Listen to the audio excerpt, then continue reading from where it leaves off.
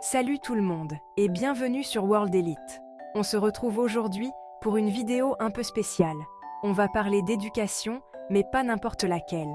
Élever ses enfants dans la voie du Seigneur.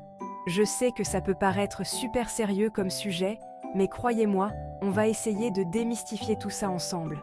Pas de panique, on ne va pas se lancer dans des sermons interminables. L'idée, c'est de partager avec vous des conseils concrets, des astuces faciles à appliquer au quotidien pour transmettre des valeurs fortes à vos enfants et les aider à grandir sereinement. Allez, on y va. On commence fort avec une valeur sûre, la prière. Non, ne partez pas tout de suite. Je sais qu'on peut vite tomber dans le cliché avec la prière, mais croyez-moi, c'est une pratique hyper puissante. Imaginez un peu, chaque matin, vous prenez quelques minutes avec vos enfants pour vous poser et vous recentrer sur l'essentiel. Pas besoin de discours pompeux, juste une petite pause pour remercier, confier sa journée, ses projets. C'est un moment privilégié qui permet de se connecter à Dieu, bien sûr, mais aussi de renforcer les liens familiaux. Et puis, avouez que commencer la journée avec un état d'esprit positif et confiant, c'est plutôt sympa, non ? Alors, on essaie ?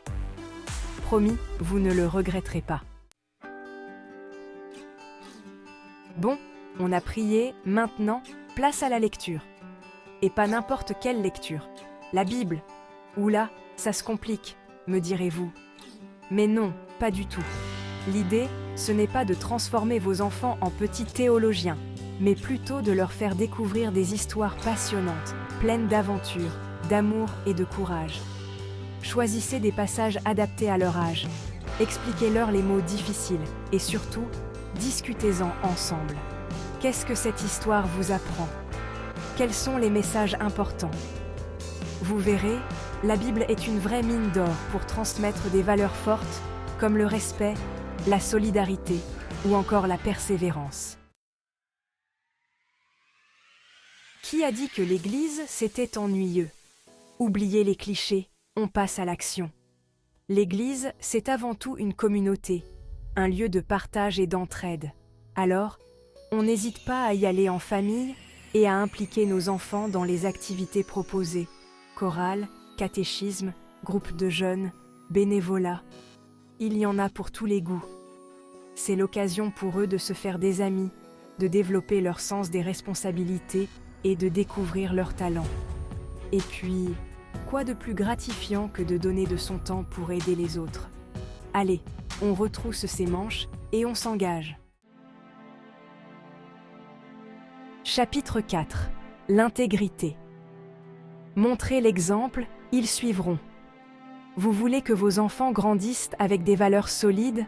Soyez vous-même un modèle d'intégrité. Facile à dire, me direz-vous. Mais en réalité, ça passe par des petites choses du quotidien. Tenir ses promesses, être honnête en toutes circonstances, respecter les autres, travailler dur pour atteindre ses objectifs. N'oubliez jamais que vos enfants vous observent et apprennent beaucoup plus par vos actes que par vos paroles. Alors, on retrousse ses manches et on montre l'exemple. Chapitre 5. Persévérance et discipline. Le combo gagnant. Dans la vie, ça ne sera pas toujours facile. Il y aura des obstacles, des échecs, des moments de doute. C'est pourquoi il est crucial d'inculquer à nos enfants l'importance de la persévérance et de la discipline. Et quoi de mieux que la Bible pour trouver l'inspiration ? Racontez-leur l'histoire de David et Goliath, de Moïse ou encore de Joseph. Des exemples de courage, de persévérance et de foi à toute épreuve. Expliquez-leur que chaque défi est une opportunité de grandir et de devenir plus fort. Chapitre 6. Le pardon. Lâcher prise et avancer. Qui n'a jamais été confronté à la difficulté de pardonner ? Le pardon, c'est un cadeau que l'on se fait à soi-même avant tout.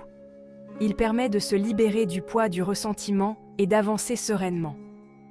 Apprenez à vos enfants à pardonner, même si cela peut sembler difficile. Expliquez-leur que tout le monde fait des erreurs et que le plus important, c'est d'être capable de tourner la page. Le pardon, c'est une force, une preuve de courage et de sagesse. Chapitre 7. Le respect. La clé des relations harmonieuses. Le respect, c'est la base de toute relation saine et épanouie. Apprenez à vos enfants à se respecter eux-mêmes, à respecter les autres et à respecter les règles. Le respect, ça passe par des petites choses du quotidien. Dire bonjour, merci, au revoir, écouter attentivement son interlocuteur, ne pas interrompre, ranger sa chambre, aider à la maison. Montrez-leur l'exemple et expliquez-leur que le respect, c'est la clé pour vivre en harmonie avec soi-même et avec les autres. Chapitre 8. La gratitude. Le secret du bonheur?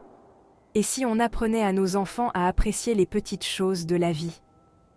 La gratitude, c'est un état d'esprit, une façon de voir le monde avec des lunettes roses.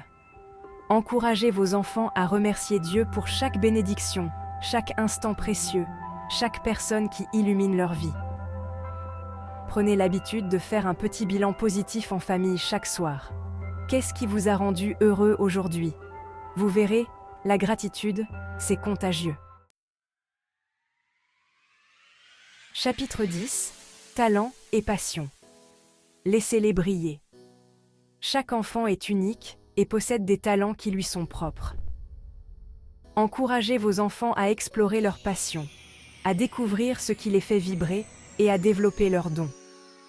Qu'ils soient passionnés de musique, de sport, de dessin ou de science, soutenez-les dans leurs projets et encouragez-les à donner le meilleur d'eux-mêmes. N'oubliez jamais que le plus beau cadeau que vous puissiez faire à vos enfants, c'est de les aider à devenir la meilleure version d'eux-mêmes. À bientôt sur World Elite. C'est déjà la fin de cette vidéo. J'espère que ces quelques conseils vous auront éclairé. Retenez bien une chose. Élevez ces enfants dans la voie du Seigneur. Ce n'est pas un sprint, c'est un marathon. Il y aura des hauts et des bas, des moments de joie et de doute. Mais le plus important, c'est de rester soudés, de communiquer et de s'aimer. N'hésitez pas à partager vos propres astuces et expériences dans les commentaires, ça pourrait aider d'autres parents. En attendant, prenez soin de vous et de vos familles. Ciao!